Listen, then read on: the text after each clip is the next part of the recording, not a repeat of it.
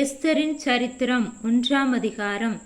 இந்து தேசம் முதல் எத்தியோப்பியா தேசம் வரைக்கும் உள்ள 127 நாடுகளையும் அரசாண்ட ஆகாஸ்வேருவின் நாட்களிலே சம்பவித்ததாவது: ராஜாவாகிய ஆகாஸ்வேரு சூசான் அரண்மனையில் இருக்கிற தன் ராஜ்யத்தின் சிங்காசனத்தின் மேல் வீற்றிருந்தான். அவன் தன் ராஜ்ய பாரத்தின் 3ஆம் வருஷத்திலே தன்னுடைய பிரபுக்களுக்கும் ஊழியக்காரருக்கும் விருந்து பண்ணினான். அப்பொழுது பெர்சியா மேதியா தேசங்களிலுள்ள மகத்தானவர்களும் நாடுகளின் அதிபதிகளும் பிரபுக்களும் அவன் சமூகத்தில் வந்திருந்தார்கள்.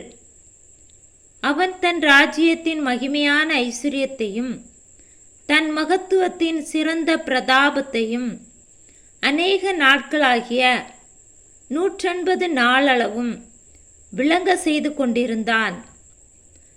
அந்த நாட்கள் முடிந்தபோது ராஜா சூசான் அரண்மனையில் வந்திருந்த பெரியோர் முதல் சிறியோர் மட்டும் உள்ள சமஸ்த ஜனங்களுக்கும் ராஜா அரண்மனையை சேர்ந்த சிங்கார தோட்டத்தில் உள்ள மண்டபத்தில் 7 நாள் விருந்து செய்வித்தான்.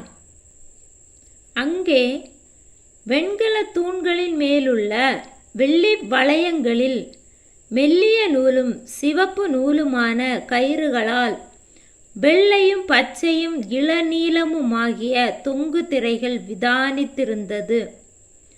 சிவப்பும் நீலமும் வெள்ளையும் கருப்புமான கற்கள் பதிந்திருந்த தள வரிசையின் மேல் பொற்சரிகையும் வெள்ளிச்சரிகையுமான மெத்தைகள் வைக்கப்பட்டிருந்தது.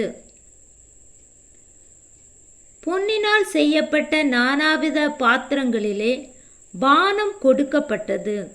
முதல் தரமான திராட்சரசம் ராஜஸ்திதிக்கு ஏற்ப பரிபூரணமாய் பரிமாறப்பட்டது.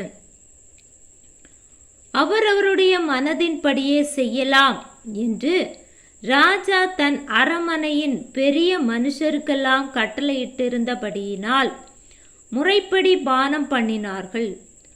ஒருவனும் பலவந்தம் பண்ணவில்லை. ராஜஸ்திரீயாகிய வஸ்தியும் ராஜாவாகிய ஆகாஸ்வேருவின் அரண்மனையிலே ஸ்திரீகளுக்கு ஒரு விருந்து செய்தாள். 7ஆம் நாளிலே ராஜா திராட்சரசத்தினால் களிப்பாயிருக்கும்போது மகா ஆனாலும் பிரதானிகள் மூலமாய் ராஜா சொல்லி அனுப்பின கட்டளைக்கு ராஜஸ்திரியாகிய வஸ்தி வரமாட்டேன் என்றாள். அப்பொழுது ராஜா கடும் கோபமடைந்து தனக்குள்ளே மூர்க்க வெறி கொண்டான். அச்சமயத்தில் ராஜ சமூகத்தை தரிசிக்கிறவர்களும் ராஜ்யத்தின் முதல் ஆசனங்களில் உட்காருகிறவர்களுமான கர்ஷேனா, சேதார், அத்மாதா, தர்ஷீஸ், மேரேஸ், மர்சேனா, மெமுகான் என்னும் பெர்சியர் மேதியருடைய 7 பிரபுக்களும் அவன் சமீபத்தில் இருந்தார்கள். ராஜா நியாயப்பிரமாணத்தையும் ராஜ நீதியையும் அறிந்தவர்களிடத்தில் பேசுவது தனக்கு வழக்கமானபடியால் காலாகால வர்த்தமானங்களை அறிந்த பண்டிதர்களை நோக்கி, ராஜாவாகிய ஆகாஸ்வேரு பிரதானிகள் மூலமாய் சொல்லி அனுப்பின கட்டளையின்படி ராஜஸ்திரியாகிய வஸ்தி செய்யாமற் போனது நிமித்தம் தேச சட்டத்தின்படி அவளுக்கு செய்ய வேண்டியது என்ன என்று கேட்டான். அப்பொழுது மெமுகான் ராஜாவுக்கும் பிரபுக்களுக்கும் முன்னே பிரதியுத்தரமாக, ராஜஸ்திரியாகிய வஸ்தி ராஜாவுக்கு மாத்திரமல்ல, ராஜாவாகிய ஆகாஸ்வேருவினுடைய சகல நாடுகளிலும் உள்ள சகல பிரபுக்களுக்கும் சகல ஜனங்களுக்கும் கூட அநியாயம் செய்தாள். ராஜாவாகிய ஆகாஸ்வேரு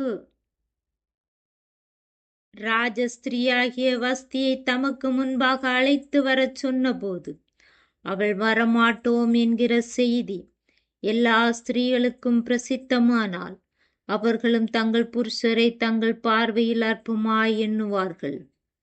இன்றைய தினமே பெர்சியாவிலும் மேதியாவிலும் உள்ள பிரபுக்களின் ஸ்திரீகள் ராஜஸ்திரியின் செய்தியை கேட்கும்போது ராஜாவின் பிரபுக்கள் எல்லாம் அப்படியே சொல்லுவார்கள். மிகுந்த அசட்டையும் எரிச்சலும் விளையும். ராஜாவுக்கு சம்மதியாயிருந்தாள்.